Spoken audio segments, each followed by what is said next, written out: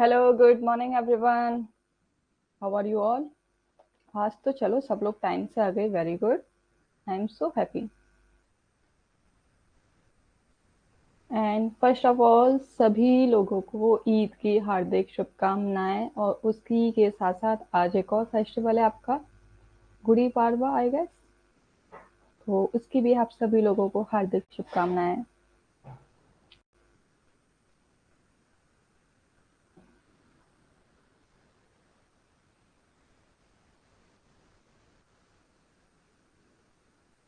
गणगौर है आज। ओके। सो गणगौर और ईद की आप सभी लोगों को बहुत बहुत बधाइयाँ। Good morning, good morning.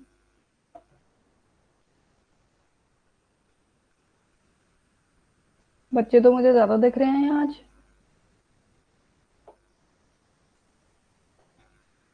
Okay. तो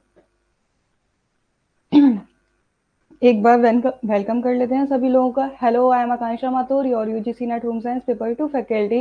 वेलकम यू ऑल ऑन फिलाफॉर्म प्लेटफॉर्म। बिना किसी देरी के क्लास शुरू करते हैं। आपके ये सोशल मीडिया प्लेटफॉर्म है। आप अगर चाहो तो टेलीग्राम चैनल को ज्वाइन कर सकते हो, जो है आपका home science UGC net pillar form. Okay. Good morning. और ये कूपन कोड है जिसको आप इस्तेमाल कर सकते हो कोर्स परचेज करने के लिए।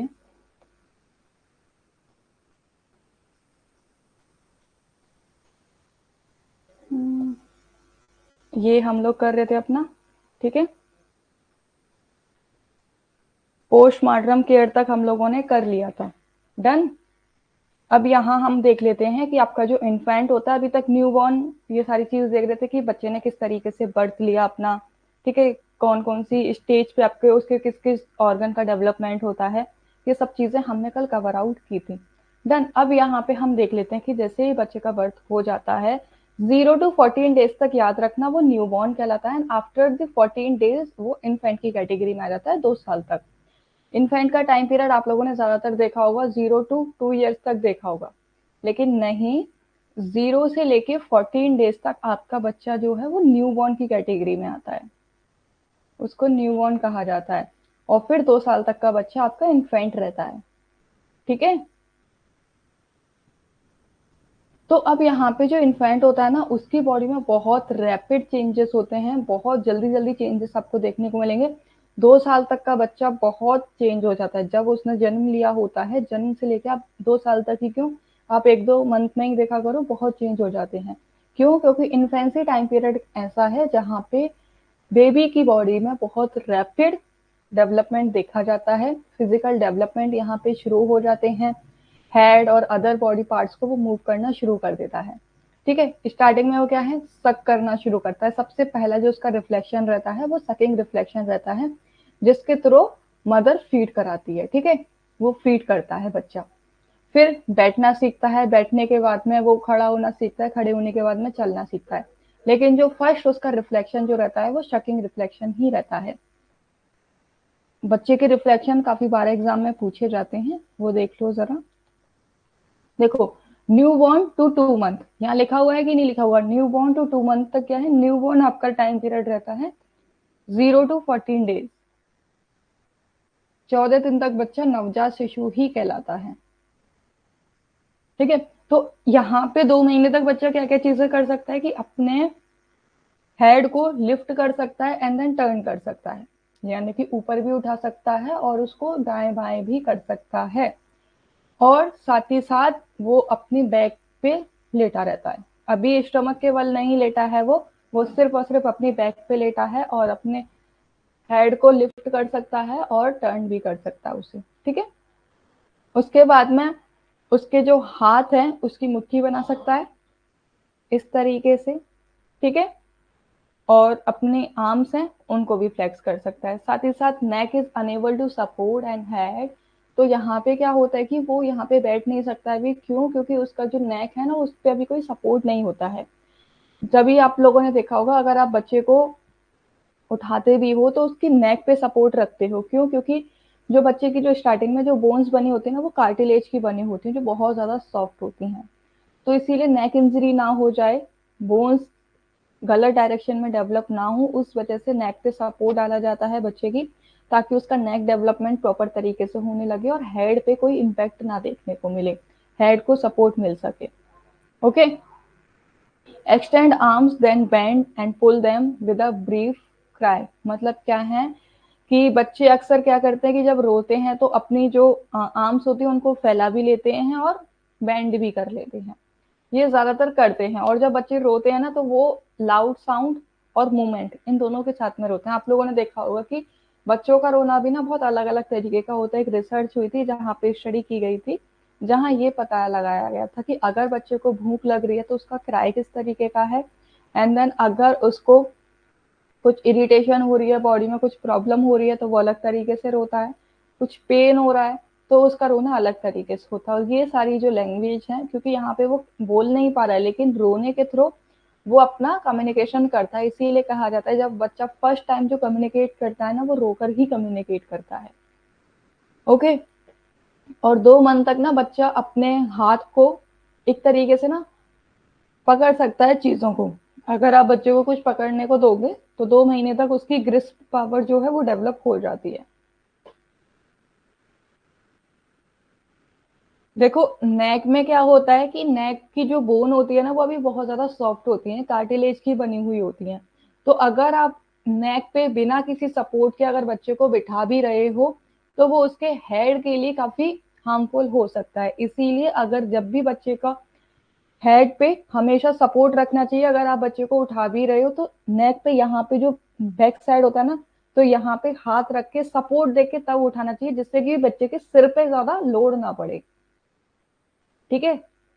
इसीलिए कहा जाता है कि नेक क्योंकि अभी अनेबल होती है, वो लोड नहीं झेल सकती है, जो हेड का जो वेट है वो वियर नहीं कर सकती है अभी नेक, क्योंकि काफी ज्यादा सॉफ्ट होती है वो। ओके। अब यहाँ पे देखो, बच्चे के कुछ रिफ्लेक्सेस रहते हैं जो इन्फेंसी के टाइम पे देखने को मिलते हैं। पहला रिफ्लेक्स रहता है रोटिंग। रोटिंग का क्या होता है कि अगर आप बच्चे के फेस पे कहीं भी टच करोगे तो जहां जहां आप टच करोगे उधर ही वो अपना जो हेड है वो मूव करने लग जाता है। आप अगर उसके चीक पे मूव करोगे, माउथ पे कहीं भी टच करोगे तो वहीं उसका हेड मूवमेंट होता है। और इस टाइम पे ये वाला जो रोटिंग रिफ्लेक्स है ना, ये 3 to 6 मंथ के बाद में अपने आप ही गायब हो जाता है। यानी कि 3 से 6 महीने तक बच्चे रोटिंग रिफ्लेक्स दिखाते हैं, उसके बाद में वो मैच्योर हो जाते हैं तो ये रिफ्लेक्सेस नहीं दिखाते हैं। उसके बाद में सेकंड आता है आपका मोरो रिफ्लेक्स। मोरो रिफ्लेक्स में क्या होता है कि जैसे बच्चे कई बार अचानक से बहुत लाउड साउंड को अगर सुन लेते हैं तो आप लोगों ने देखा होगा कि एकदम शॉक्ड में हो जाते हैं कि ये कहाँ से आवाज आई है। वो आपका मोरो रिफ्लेक्स कहलाता है, जहां पे उनकी जो आर्म्स हैं वो एकदम बाहर की साइड ऐसे फैला लेते हैं। और ये वाला जो रिफ्लेक्स है ये आपका 6 to 7 मंथ तक रहता है, एंड देन वो उसके यूज टू हो जाते हैं कि हाँ, अगर लाउड लाउड साउंड है तो उसके लिए हमें किस तरीके से रिएक्ट करना है। डरना नहीं है, it is just a normal sound. Grasp जो रिफ्लेक्शन है ये भी बच्चे में देखा जाता है। और वेवेंस की रिफ्लेक्स, ये वेवेंस की और रोटिंग मोरो, ये वाले जो 3 रिफ्लेक्सेस है ना, ये एग्जाम में काफी पूछे जाते हैं। ग्रेफ्स रिफ्लेक्स क्या होता है कि जब बच्चा अपनी फिंगर्स के थ्रू कुछ भी ऑब्जेक्ट को होल्ड करके रखता है, या फिर अपनी पाम के थ्रू या फिर अपनी फिंगर्स के थ्रू अगर बच्चा कुछ भी पकड़ता है, वो आपका ग्रेस्प रिफ्लेक्स कहलाता है। जो अगेन, अभी तक बच्चा सिर्फ मुट्ठी से पकड़ रहा था, लेकिन 3 से 4 महीने के बाद में वो फिंगर से भी होल्ड करने लग जाता है। वेवेंस के रिफ्लेक्स में क्या होता है कि जो बच्चे के पैर होते हैं ना, वो एक तरीके से फैन की तरह उनको फैला लेता है। और ये वाला जो रिफ्लेक्स है ये अगेन 8 to 12 मंथ के बाद में डिसअपियर हो जाता है।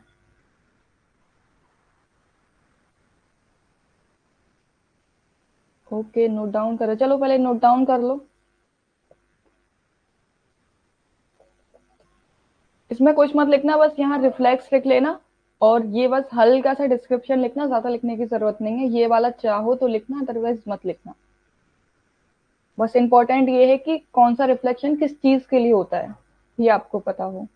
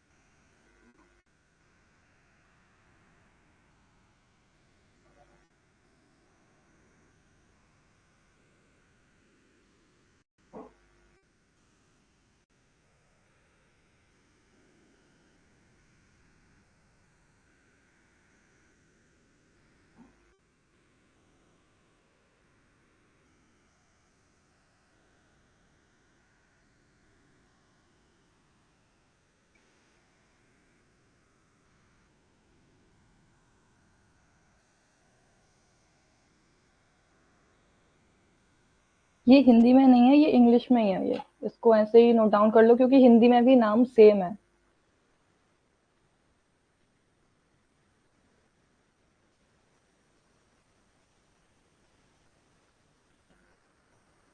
बोल तो हिंदी में ही रही हूँ, कौन सा इंग्लिश में बोल रही हूँ।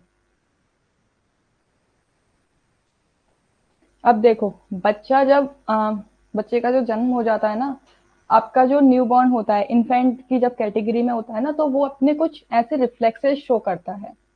रिफ्लेक्सेस आप कह सकते हो कि एक तरीके से संकेत, ठीक है।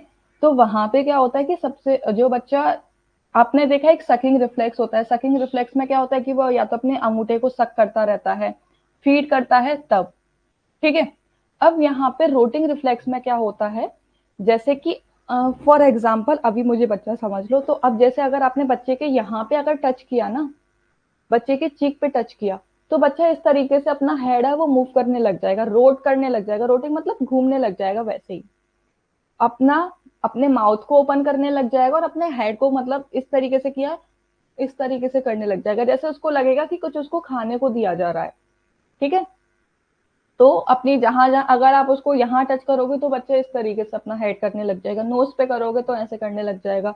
तो जहां जहां बच्चे को आप टच करोगे उसी डायरेक्शन में अपना हेड है वो मूव करने लग जाता है। और ये जो रोटिंग रिफ्लेक्स होता है ना, ये बच्चा कब तक दिखाता है, 3 से 6 महीने तक दिखाता है। फिर उसके बाद में उसको पता चल जाता है कि नहीं भाई, यहाँ कुछ भी नहीं आने वाला है, ये बस ऐसे ही मुझे टच कर रहे हैं। ओके। फिर मोरो रिफ्लेक्स में क्या आता है कि जैसे बहुत बार ऐसा होता है कि सडन बच्चे ने कोई बहुत तेज आवाज सुन ली, जैसे कि अभी मैं आपको पढ़ा रही हूँ और एकदम से मैं आप पे चिल्ला जाऊं, तो आप एकदम शॉक्ड हो जाओगे कि नहीं हो जाओगे। तो वही चीज यहाँ पे मोरो रिफ्लेक्स में भी होती है कि बच्चा अचानक से कोई बहुत तेज आवाज सुन लेता है ना, तो बच्चा क्या करता है, अपनी आर्म्स को इस तरीके से फैला लेता है कि एकदम शॉक्ड हो जाता है और बहुत टाइट करके पकड़ लेता है ना, कि जैसे पता नहीं कुछ डरावना हो गया हो।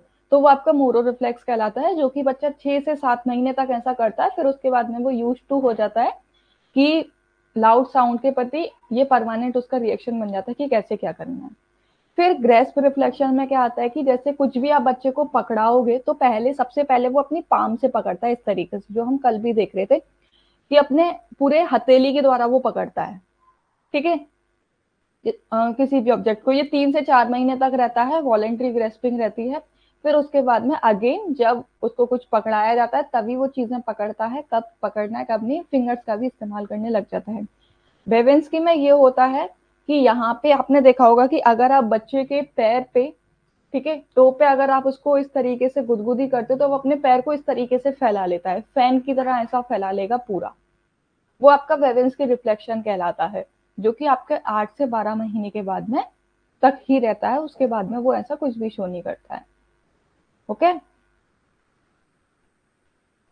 जैसे कि ऐसा लगता है उसके, अरे मेरे पैर पे क्या ही आ गया, तो एकदम वो पूरा, जैसे सपोज करो ये बच्चे का पैर है, ठीक है, यहाँ पे आपने उसे टच किया तो इस तरीके से वो फैला लेगा कि मतलब ये क्या हो रहा है, ऐसे कर लेगा वो, या तो ऐसे कर लेगा या फिर ऐसे फैला लेगा, ठीक है। वो वेवेंस की रिफ्लेक्शन में आता है। अब देखो 3 to 4 मंथ पे क्या होता है, बच्चे की जो आईज मसल है ना उन पे कंट्रोल आ जाता है। तो अगर आप बच्चे के सामने, यानी कि आईज मसल है उस पर उसका कंट्रोल है, तो अब अगर बच्चे के सामने आप इस तरीके से रखोगे तो वो ऐसे मूव ऐसे देखता जाएगा। आपने देखा होगा ना कि अगर आप बच्चे से छिपने की भी कोशिश करते हो तो वो देखता ही रहेगा, देखता ही रहेगा आपको। तो ये चीज क्यों है, क्योंकि उसकी जो आई मसल है वो स्ट्रॉन्ग बेटर होती जाती है, इस वजह से वो आप किसी भी ऑब्जेक्ट को ट्रैक कर सकता है, ऑब्जेक्ट को, पर्सन को। जब तक वो देखेगा, जब तक डिसअपियर नहीं हो जाएगा, बच्चा देखता ही रहेगा एक ही डायरेक्शन में, ठीक है। यहाँ पे 3 से 4 महीने पे बच्चे अपने दोनों हाथों का इस्तेमाल करना शुरू कर देता है। अगर आप उसको कुछ भी दोगे तो इस तरीके से वो करना शुरू कर देगा। डन। अपने अपर टोर्सो, शोल्डर और हेड को बच्चा उठा सकता है, अपनी आर्म्स फेस पे, टमी पे रख सकता है। डन। नेक मसल जो होती हैं वो यहाँ पे डेवलप हो जाती हैं, जिसके लिए बच्चा सपोर्ट के द्वारा बैठ सकता है, ठीक है। 5 से 6 महीने पे ये सारी चीजें हमने पढ़ ली हैं, ये पूरा डिटेलिंग में है, इसीलिए एक बार रिवीजन भी हो रहा है आपका। तो 5 से 6 महीने का जब बच्चा होता है तो वो अकेले बिना किसी सपोर्ट के बैठ सकता है। और यहाँ पे पहली बार में ही बिना किसी सपोर्ट के बैठ सकता है, यानी कि 30 सेकंड तक बैठ सकता है बिना सपोर्ट के, उसके बाद में उसको सपोर्ट की जरूरत होती है। फिर ब्लॉक्स को वो पकड़ सकता है, क्यूब्स को पकड़ सकता है, पाम से पकड़ रहा था, लेकिन यहाँ पे अभी तक उसका थंब का यूज नहीं होता है, थंब यूज नहीं कर पाता है, इस तरीके से पकड़ेगा चीजों को, थंब अभी भी उसका बाहर है। प्लस अपने बैक के साथ साथ अपने स्टोमक पे भी वो लेट सकता है। ओके, 6 to 9 मंथ में यहाँ पे क्रॉलिंग स्टार्ट कर देता है, यानी कि रेंगना जो बोलते ना आप लोग, घुटनों के बल चलना, वो शुरू कर देता है यहाँ पे। अगर बच्चे को पकड़ के चलाया जाए तो पकड़ के चलना भी लग जाता है 6 से 9 महीने के आसपास। ठीक है, थोड़ी देर तक खड़ा भी हो सकता है बिना किसी सहारे के, और बैठना भी यहाँ पे सीख जाता है, खड़े होके बैठना भी सीख जाएगा। और साथ ही साथ यहाँ पे आप उसको खड़ा है तो फर्नीचर को होल्ड करके भी वो खड़ा रह सकता है यहाँ पे 6 से 9 महीने तक। यानी कि आप देखते हो कि 6 से 9 महीने तक बच्चा ज्यादातर डेवलप हो जाता है, बहुत सारी एक्टिविटीज करने लग जाता है। 9 to 12 मंथ पे क्या होता है कि यहाँ पे बच्चा अकेले खड़ा है ना, तो उसको बैलेंस बनाना आ जाता है, वो गिरता नहीं है, खड़े खड़े गिरता नहीं है बिल्कुल भी। और उसका हैंड होल्ड करके ना आप उसको चला भी सकते हो। चलना तो क्या मतलब, यहाँ 12 महीने तक वो भागने भी लग जाता है, चलना तो दूर हो गया, चलना तो वो पहले ही शुरू कर देगा 7 से 8 महीने पे ही। ओके, लेकिन यहाँ तक अब आपको बच्चे को सपोर्ट की जरूरत नहीं पड़ती है, खुद से सारी चीज करने लग जाता है वो 9 से 12 महीने पे आसपास।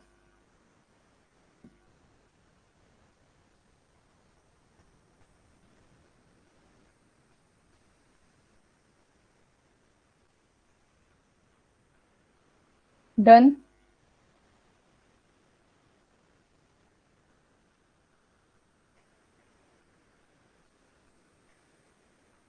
दोबारा तो नहीं समझाना है, क्योंकि हालांकि ये दोबारा ही पढ़े एक तरीके से आप लोग, क्योंकि हमने उस चार्ट में पढ़ ली थी ये सारी की सारी चीजें।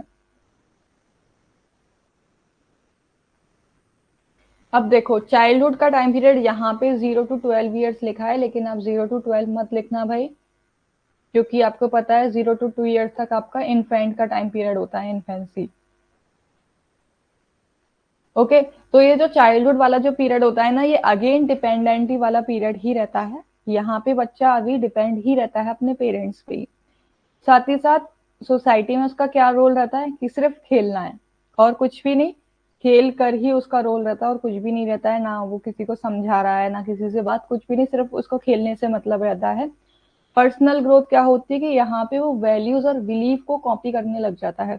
जैसे आप लोगों ने देखा होगा बच्चे को कि अगर पेरेंट्स फोन यूज कर रहे हैं तो वो भी उनको नोटिस करता है और वो खुद भी फिर फोन में ही लग जाता है, पेरेंट्स को देख देख के वो सारी चीजें सीखने लग जाता है।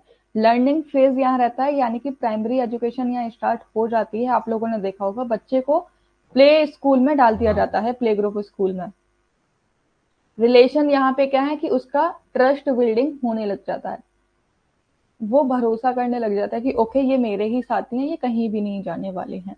लेकिन अगेन यहाँ पे एक प्रॉब्लम जो रहती है, ट्रस्ट बिल्ड हो जाता है, साथ ही साथ ट्रस्ट इश्यूज भी हो जाते हैं, लो सेल्फ स्टीम भी हो जाती है।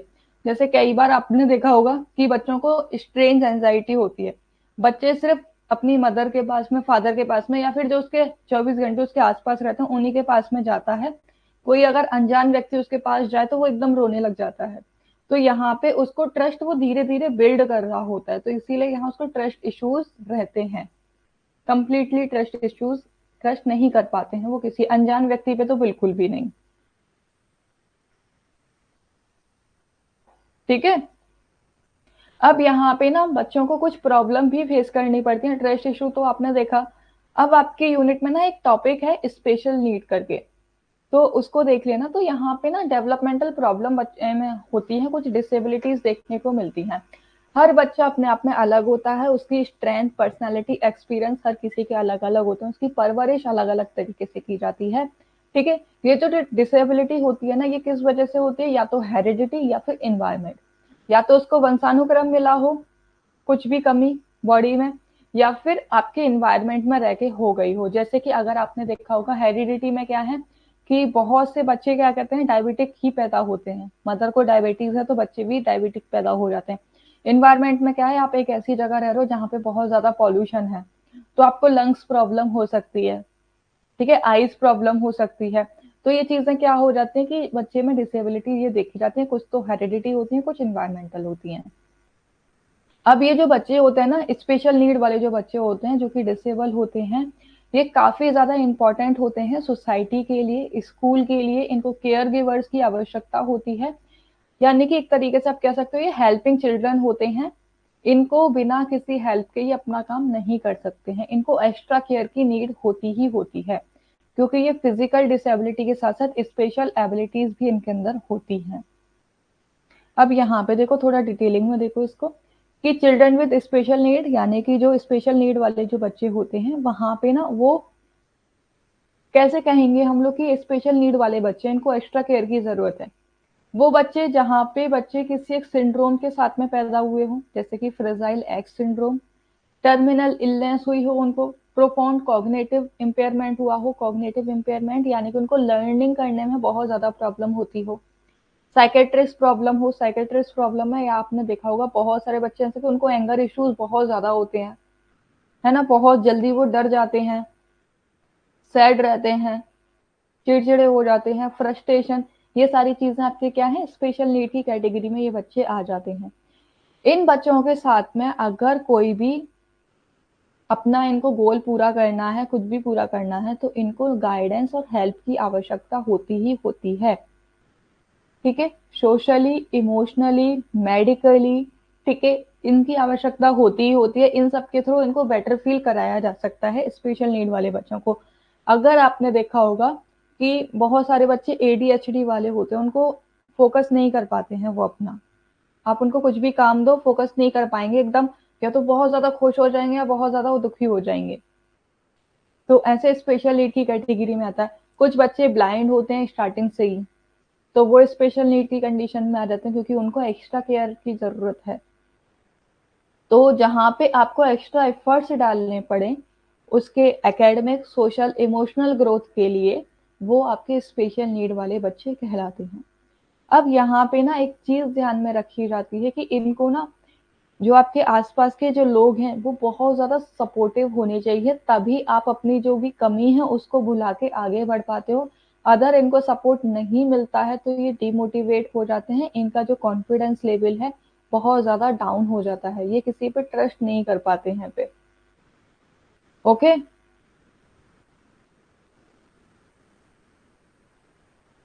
अब इनको देखो फिजिकल प्रॉब्लम इनको क्या क्या फेस करनी पड़ती है फिजिकल तौर पे। जिन बच्चों को फिजिकल डिफेक्ट होता है ना, डिफॉर्मिटी होती है, वो आपके फिजिकल डिसेबल बच्चे कहलाते हैं।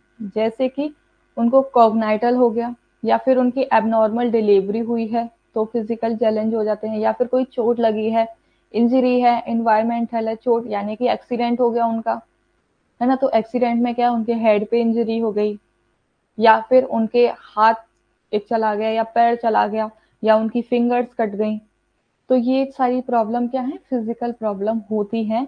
ऐसे बच्चे फिजिकली डिसेबल होते हैं लेकिन मेंटली हेल्दी होते हैं। फिजिकली ही इनको प्रॉब्लम रहती है, मेंटली इनको कुछ भी प्रॉब्लम नहीं रहती है। फिजिकली भी प्रॉब्लम क्यों रहती है, क्योंकि ये बाय बर्थ या फिर किसी एक्सीडेंट और इन सब की वजह से डिसेबल हो गए हैं। इसी वजह से ये क्या है, नॉर्मल इन्वायरमेंट में, नॉर्मल लाइफ में एडजस्ट कर पाना इनके लिए थोड़ा सा मुश्किल हो जाता है। आप लोगों ने देखा होगा छोटे बच्चे कई बार क्या है, छत से गिर गए, या फिर उनका किसी गाड़ी के आगे आगे एक्सीडेंट हो गया, तो पैर में क्या है कि उनको फिर स्टिक के सहारे चलना पड़ता है लाइफ टाइम तक। तो यहाँ पे वो फिजिकली डिसेबल हो गए कि नहीं हो गए, तो नॉर्मल लोगों की तरह वो नहीं चल पाएंगे, उनको अगर चलना है तो उनको स्टिक का सहारा लेना होता है, कहीं भी अगर उनको जाना है तो बिना स्टिक के वो जा ही नहीं सकते हैं। तो नॉर्मल लोगों की तरह वो अपनी लाइफ एंजॉय नहीं कर पाते हैं, जिस तरीके से नॉर्मल पर्सन सारे काम कर लेते हैं ना, उनके दोनों हाथ सलामत हैं, पैर सलामत हैं, आंख, नाक, कान सब चीज सलामत है, वैसा फिजिकली डिसेबल बच्चों के साथ में नहीं होता है। ओके, और इनको अगर आप ये फील भी करा दोगे ना कि ये फिजिकली डिसेबल है, तो हो सकता है कि ये डिप्रेशन में चले जाए, इनका कॉन्फिडेंस लेवल है बहुत लो हो जाए, फ्रस्ट्रेट हो जाए, एंगर इश्यूज इनको हो सकते हैं, जो कि इनके इमोशनल चैलेंजेस की कैटेगरी में आता है। जैसे कि फिजिकल डिसेबल वाले बच्चे होते हैं ना, आप इनको कई बार ये फील करा देते हो कि अरे तुम तो काम कर ही नहीं सकते हो, चलो मैं आपकी रोड, आपको क्रॉस करना है, मैं आपको रोड क्रॉस करा देता हूँ। तो कई बार वो क्या कहते हैं, नहीं मैं खुद कर सकता हूँ, मैं मुझे आता है रोड क्रॉस करना, मुझे किसी की हेल्प की जरूरत नहीं है। तो यहाँ पे क्या होता है कि वो ना ऐसा फील करने लग जाते हैं कि अरे मैं तो कुछ काम कर ही नहीं सकती, मैं कर ही नहीं सकता हूँ, मुझे हमेशा सहारे की ही जरूरत है। तो उसको वो एक नेगेटिव वे में ले जाते हैं, नेगेटिव उनके थॉट्स हो जाते हैं। इसीलिए यहाँ पे बहुत ज्यादा इंपॉर्टेंट होता है कि जो फिजिकल डिसेबल जो बच्चे हैं, उनकी जो इमोशनल स्टेट है वो मॉनिटर करते रहें कि कहीं उनको कुछ प्रॉब्लम तो नहीं हो रही है। इसके लिए पेरेंट्स या फिर फैमिली मेंबर, फ्रेंड्स, टीचर, इन सबको बच्चों से खुल के बात करनी चाहिए, डिस्कशन करना चाहिए, उनको समझना चाहिए कि उनको क्या प्रॉब्लम है, क्या प्रॉब्लम नहीं है। वो क्योंकि कुछ कुछ लोग ऐसे होते हैं जो सपोर्ट से खुश होते हैं, अगर उनको हेल्प की जा रही है उनको कोई दिक्कत नहीं है। लेकिन वहीं पे कुछ लोग ऐसे होते हैं जो कि अपने सेल्फ रेस्पेक्ट पे बात ले जाते हैं, उनको किसी सपोर्ट की जरूरत नहीं होती। अगर उन्होंने सपोर्ट लिया तो लोग क्या कहेंगे, अरे ये तो बिना किसी सहारे के चल ही नहीं सकते हैं।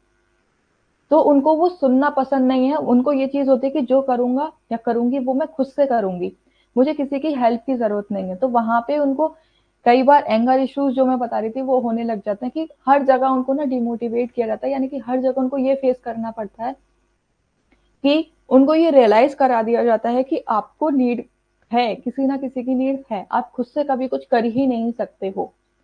तो इस वजह से उनको इमोशनल प्रॉब्लम देखने को मिल जाती हैं। तो इन सब चीज़ों को एक तो हम लोग डिस्कस कर सकते हैं, उनसे ओपनली बात कर सकते हैं, उनको समझ सकते हैं, उनकी इमोशनल इश्यूज क्या हैं उनको रिजॉल्व कर सकते हैं। तो इन सब के लिए आप या तो थेरेपी का सहारा ले सकते हो, थेरेपी प्रोग्राम्स होते हैं, थेरेपिस्ट के पास ले जा सकते हो, या फिर आपके एनिमल और फिजिकल एक्टिविटीज कराई जाती हैं जिससे कि उनका कॉन्फिडेंस है वो बहुत ज्यादा बिल्ड हो जाए। तो ये सब चीजें यहाँ पे हम करा सकते हैं उनकी इमोशनल स्टेट को बिल्ड करने के लिए, जैसे कि उनको फ्रस्ट्रेशन ना हो, एंगर ना हो, वो ज्यादा दुखी ना रहें। तो इन सब से दूर करने के लिए उनको इन एक्टिविटीज का हम सहारा दे सकते हैं, जिससे कि वो एक्टिविटीज को भी एंजॉय करते हैं और उनका कॉन्फिडेंस भी बिल्ड हो जाता है। उनको लगता है कि चलो ये एक्टिविटी मैंने की है तो खुद से की है, मैंने किसी का सहारा नहीं लिया यहाँ पे। मेंटली चैलेंज बच्चे, अभी हमने क्या पढ़ा था, फिजिकली डिसेबल बच्चे पढ़े थे। अब यहाँ पे मेंटली डिसेबल वो बच्चे होते हैं जो कि मेंटली मैच्योर नहीं होते हैं, अपनी उम्र में जो नॉर्मल उनकी एज है उससे थोड़े कम मैच्योर हुए होते हैं। ठीक है, जो नॉर्मल डेवलपमेंट होता है एक नॉर्मल एज पे, वो उनका डेवलपमेंट नहीं हुआ होता है, कम डेवलपमेंट रहता है, वो आपके मेंटली चैलेंज बच्चे कहलाते हैं। जो कि फिजिकली तो पूरी तरीके से फिट होते हैं लेकिन मेंटली डिसेबल होते हैं, जैसे कि उनको कुछ भी सीखने में प्रॉब्लम होती है। वो बाकी बच्चों की तुलना में, जो उनकी उम्र के जो बच्चे हैं वो तो नॉर्मल सीख लेते हैं, लेकिन उनको सीखने में थोड़ा समय लगता है, वो बहुत धीरे या फिर ना के बराबर चीजें सीख पाते हैं। ऐसे बच्चे जो होते हैं ना, जिनको लर्निंग डिसेबिलिटीज होती हैं मेंटली रिटार्डेड की वजह से, ये सोसाइटी में एडजस्ट कर पाना इनके लिए थोड़ा सा डिफिकल्ट होता है। जैसे कि आप क्लास में ही ले लो, कुछ बच्चे नॉर्मल हैं जिनको अगर आप एक बार में समझाओगे समझ आ जाएगा, लेकिन कुछ बच्चे ऐसे हैं कि उनको एक बार में समझ नहीं आया, दूसरी बार में भी समझ नहीं आया, तीसरी बार में भी समझ नहीं आया। तो यहाँ पे क्या है कि उनको फिर बाकी के बच्चे क्या कहेंगे कि अरे यार, एक दो बार देख लेंगे लेकिन दो तीन बार फिर क्या कहने लग जाएंगे कि इनकी वजह से हमें ना हमारा टाइम वेस्ट हो जाता है, इनको आप अलग से पढ़ाया करो, हमारे साथ मत पढ़ाया करो, हमें एक ही टॉपिक बार बार पढ़ना पड़ता है और इनको समझ नहीं आता है। या फिर आपने कई फ्रेंड्स अपने ऐसे भी देखे होंगे कि जहाँ पे आप उनको कोई बात समझाते हो लेकिन फिर वो क्या कहते हैं कि अरे दोबारा समझा देना, मुझे समझ नहीं आया है। तो आप फ्रस्ट्रेट हो जाते हो, अरे यार तुझे इतनी बार बताना पड़ता है फिर भी नहीं समझते हो तुम। तो ये सारी चीजें क्या होती है, मेंटली चैलेंज चिल्ड्रन होते हैं जिनको लर्निंग प्रॉब्लम होती है, बहुत स्लो लर्निंग होती है उनकी। ठीक है, ये जो मेंटली चैलेंज जो बच्चे होते हैं ना, इनकी बैड मेमोरी उनकी होती है, इनकी शॉर्ट टर्म मेमोरी होती है, इनको ज्यादा देर तक कुछ भी याद नहीं रहता है। अगर आप इनसे कुछ कहोगे ना कि वो चीज आपने वहां देखी थी या आप हमें बताओ क्या था, तो ये रिकॉल नहीं कर पाते हैं। शॉर्ट टर्म मेमोरी होती है, लॉन्ग टर्म मेमोरी इनकी नहीं होती है। सिर्फ कुछ समय तक ही इनको चीजें याद रहती हैं, उसके बाद याद नहीं रहती हैं। और कई बार एक ही काम को ये बार बार दोहराते रहते हैं। जैसे आप लोगों ने देखा होगा कि जैसे छोटे बच्चे नहीं होते हैं कि अगर आपने उनसे कहा है तो वो बच्चे क्या कहेंगे, मम्मा पानी, मम्मा पानी। आपने उनको अगर दे रहे हो, कह दिया कि हाँ दे रहे हैं, फिर भी वो कहते रहेंगे कहते रहेंगे। या फिर उन्होंने कोई मूवी देखी है तो एक्साइटमेंट में कहते रहेंगे मूवी मूवी मूवी। तो आप भी थक जाते हो कि अरे एक ही बार बोलना होता है, बार बार नहीं बोलना होता है। तो ये ऐसे बच्चे होते हैं जो कि एक ही चीज को दोहराते रहेंगे, दोहराते रहेंगे, दोहराते रहते हैं। ठीक है, ये अपनी इंफॉर्मेशन को रिकॉल नहीं कर पाते हैं, तब तक रिकॉल नहीं कर पाते हैं जब तक आप इनको कुछ दिखाओगे नहीं। जो मेमोरी आप इनको याद कराना चाहते हो उससे रिलेटेड अगर आप इनको कुछ भी ऑब्जेक्ट या फिर सब्सटेंस नहीं दिखाओगे, तब तक ये कुछ भी याद नहीं कर पाते हैं।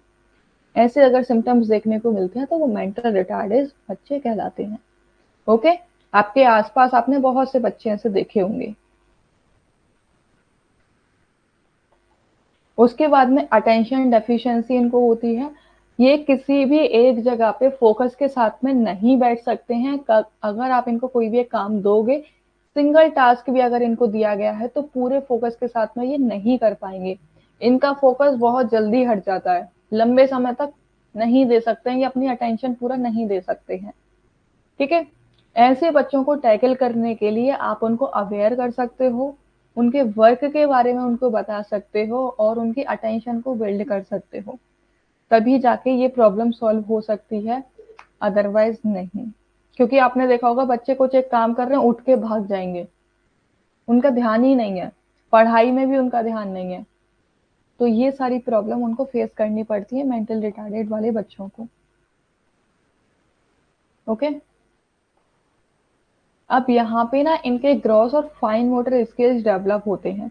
तो 3 साल तक क्या है, बच्चे में जो ग्रॉस मोटर स्किल जो डेवलप होती है ना, होपिंग, जंपिंग और रनिंग, यानी कि कूदना और चलना, ये दौड़ना शुरू कर देते हैं 3 साल तक। फाइन मोटर स्किल में ये अगर आप इनको ब्लॉक्स दोगे ना तो ब्लॉक को ये बिल्ड करना शुरू कर देंगे, ऑब्जेक्ट को फिंगर्स और थंब की सहायता से उठाना सीख जाते हैं। 4 इयर्स पे क्या है कि ये डाउन स्टेयर्स, यानी कि अगर आप इनको सीढ़ियों पे, पहले बच्चा चढ़ना सीखता है लेकिन चढ़ने के बाद वो उतरना भी सीख जाता है 4 साल तक। ठीक है, पजल्स को, जिगजैग वाले जो पजल्स होते हैं उनको इजीली ये सॉल्व कर सकते हैं। 5 ईयर तक बच्चे जो होते हैं बहुत तेज भाग सकते हैं और रेस को एंजॉय भी करते हैं। आपने देखा होगा रेसिंग करते हैं और उसमें फर्स्ट भी आके दिखा देते हैं। फाइन मोटर स्किल्स में हैंड, आर्म और अपनी बॉडी को इनको कोऑर्डिनेट कर लेते हैं आई मूवमेंट के साथ में। अगर आप इनको नेडल और थ्रेड दोगे ना तो उसमें ये धागा डाल सकते हैं इजीली, यानी कि आई और हैंड कोऑर्डिनेशन इनका हो जाता है 5 साल तक। ओके, तो चाइल्डहुड वाले में कोई दिक्कत आपको, कहीं भी कुछ ऐसा जो नहीं समझ में आया हो, बताओ। कुछ भी ऐसा तो नहीं है जो नहीं समझ आया हो आपको, कोई प्रॉब्लम तो नहीं। अगर नोट डाउन करना है ये नोट डाउन कर लो साथ के साथ, क्योंकि इजी है, ये याद भी रहेगा आपको। सभी लोग नोट डाउन करो इसे अपनी कॉपी में, 30 सेकंड के अंदर करो नोट डाउन इसे जल्दी। जैसे ये बना हुआ है वैसे ही बना लेना इसे। कंफ्यूज क्यों हो?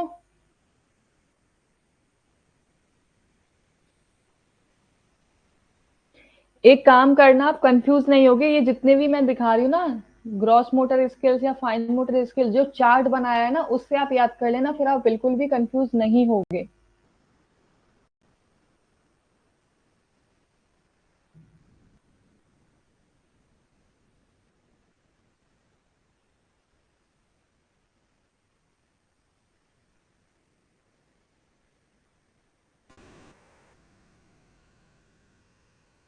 अगर नोट कर लो तो मुझे बता देना।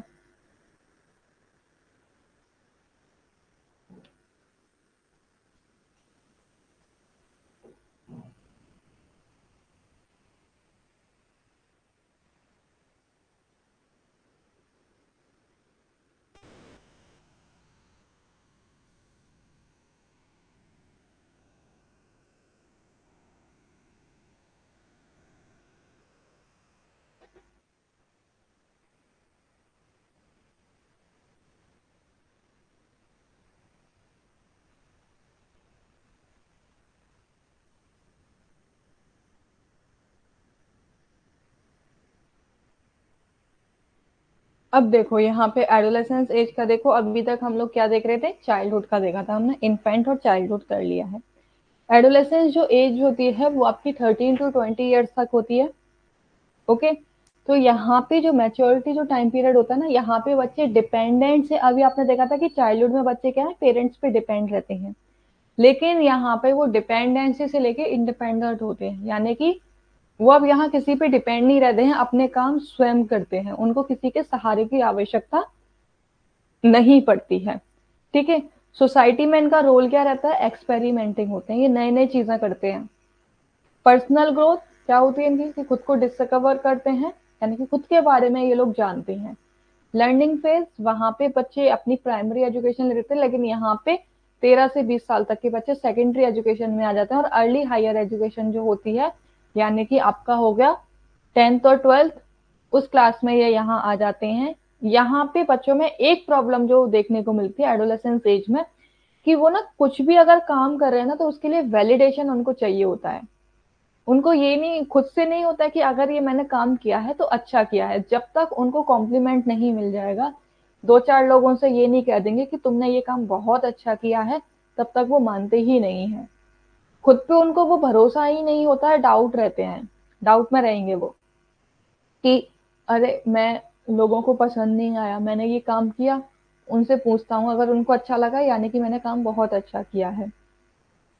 खुद से ये नहीं रहता कि अगर मैंने काम किया है तो अच्छा ही किया है, नहीं, जब तक दो चार लोग इनको आके कह नहीं देंगे, इनकी तारीफ नहीं कर देंगे, इनको एक्सेप्ट नहीं कर लेंगे, तब तक ये आगे नहीं बढ़ते हैं। ओके। यहाँ पे प्रॉब्लम क्या रहती है कि इनको फियर डेवलप हो जाता है, डर, डर लगने लगता है कि अगर लोगों ने मुझे एक्सेप्ट नहीं किया तो मुझे कोई भी नहीं प्यार करेगा, है ना, अगर मेरा काम लोगों को पसंद नहीं आया तो मुझे सुनना पड़ेगा, मुझे बहुत सारे ताने सुनाए जाएंगे। तो ये सारी चीजें इनके अंदर डेवलप हो जाती हैं। ओके। इसीलिए इस एज को ना आपकी तनाव और तूफान की अवस्था भी कहा जाता है, क्योंकि यहाँ पे ना बहुत सारे हार्मोनल चेंजेस होते हैं, अपोजिट सेक्स के प्रति अट्रैक्ट भी होने लग जाते हैं।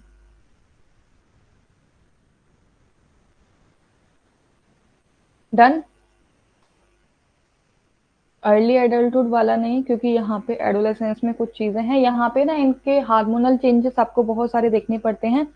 12 एज तक, 10 to 12 एज तक आप लोग देखोगे कि यहाँ पे ना इनकी पोवर्टी वाली एज है वो स्टार्ट हो जाती है, जहाँ पे इनकी जो गर्ल्स होती हैं वहां पे ब्रेस्ट साइज, उनकी वॉइस में थोड़ा पतलापन, ये सारी चीजें देखने को मिलती हैं। वहीं पे अगर बॉयज में आप देखोगे तो उनकी वॉइस हैवी हो जाती है, हेयर ग्रोथ होने लग जाते हैं, ये उनके हार्मोनल चेंजेस देखने को मिल जाते हैं, क्योंकि यहाँ पे पोवर्टी स्टेज है वो डेवलप हो जाती है।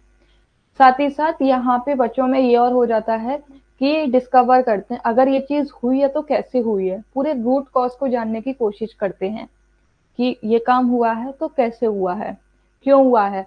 और इनको ना सोसाइटी के अगेंस्ट जाना कुछ ज्यादा ही पसंद आता है। अगर आप इनसे कहोगे ना कि ये काम नहीं करना है, ये काम ठीक नहीं है, तो ये उतना ही ज्यादा करते हैं, इनको ना सुनना पसंद नहीं होता है कुछ भी, कि इन्होंने हमें रोका कैसे, हमें मना कैसे किया, वो वाली इनके अंदर फीलिंग्स आ जाती हैं कि मैं सब कुछ जानता हूँ, हमसे बड़े कुछ नहीं जानते, हमसे छोटे कुछ नहीं जानते हैं, हमें सब पता है, हम सर्वज्ञानी बन चुके हैं, वो वाली स्टेज यहाँ पे ये हो जाती है। ओके। अरे हो भी हो नहीं हो क्लास में,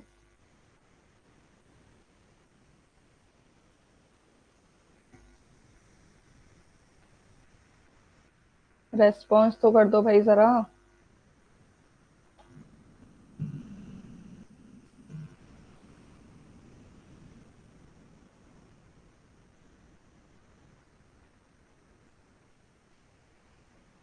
ओके।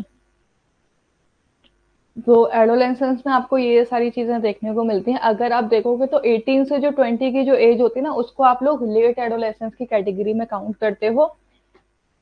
10 to 12, 13 की एज जो रहती है वो आपकी अर्ली एडोलेसेंस रहती है, और फिर आपकी 14 से लेके आपकी 17 तक ये आपकी मिडिल एडल्ट वो एडोलेसेंस रहता है। ठीक है।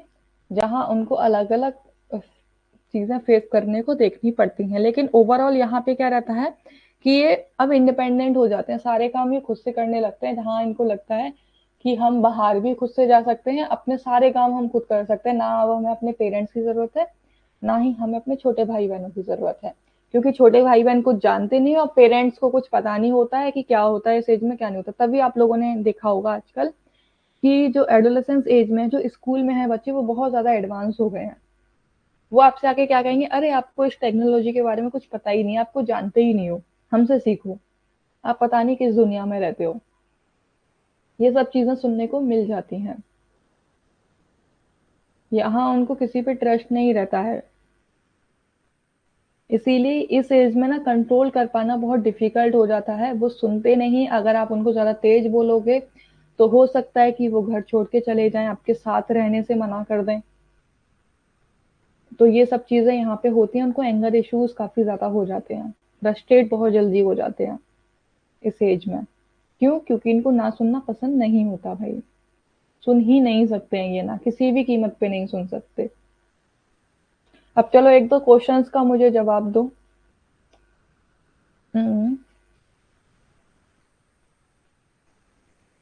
What is rooting reflex? Question है आपका, व्हाट इज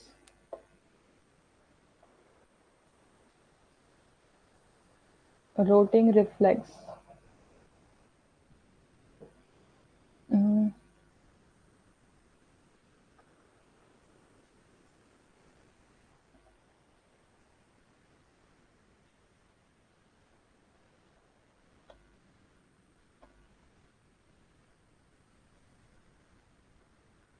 ठीक है, एंड बी है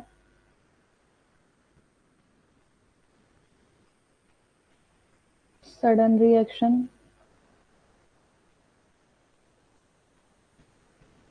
स्टार्ट सकिंग। बताओ, रोटिंग रिफ्लेक्स क्या है? बेबी अपना हेड मूव करने लग जाता है, या फिर सडन रिएक्शन देता है, या फिर sucking? Okay, very good, A option is correct. बहुत इजी था ये, डिफिकल्ट नहीं था। अब एक और चीज बताओ, नेक्स्ट क्वेश्चन है, व्हेन बेबी स्टार्ट टू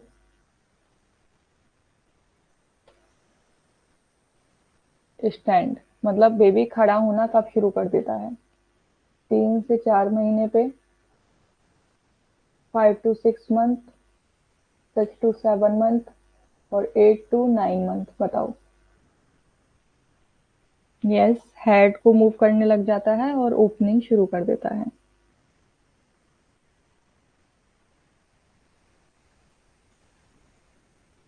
बताओ जल्दी।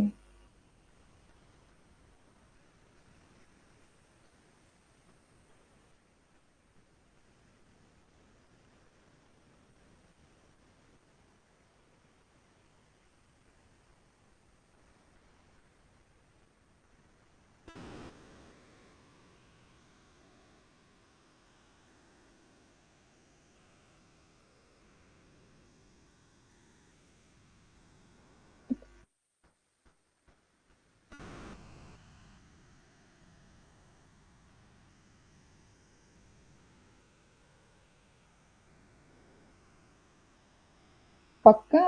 6 to 7, 5 to 6, यानी कि सारे ऑप्शन डाल दिए, अगर एक आध और होता तो वो जो एक ऑप्शन बचा उसको भी बोल देते।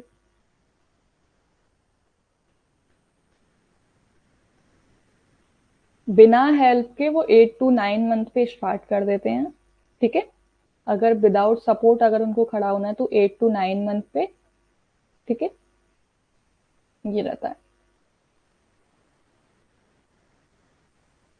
Okay, and next question is, एक लास्ट क्वेश्चन और पूछते हैं आपसे।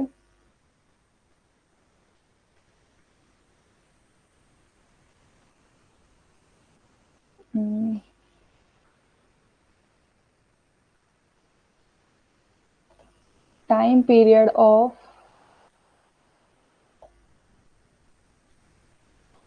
Middle adolescence.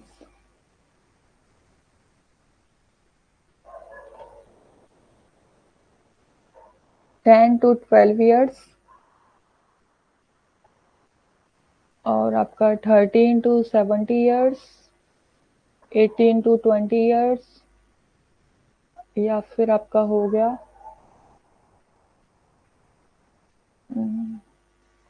12 to 14 years। बताओ।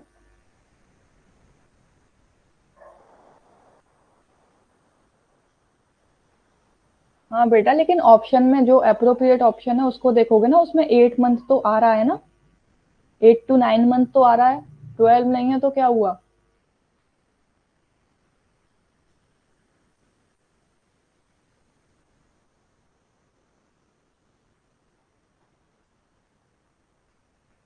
ओके, मिडिल एडोलेसेंस कौन सा टाइम पीरियड होता है, 10 to 12, 13 to 17, 18 to 20, या फिर 12 to 14। हमें ना ऑप्शंस में से अप्रोप्रिएट ऑप्शन देखना होता है। इसका बताओ बस जल्दी से।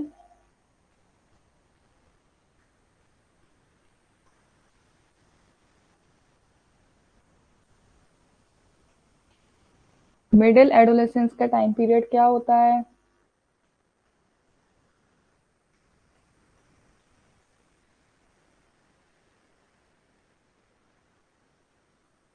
ओके, एक का आंसर रह गया है बस।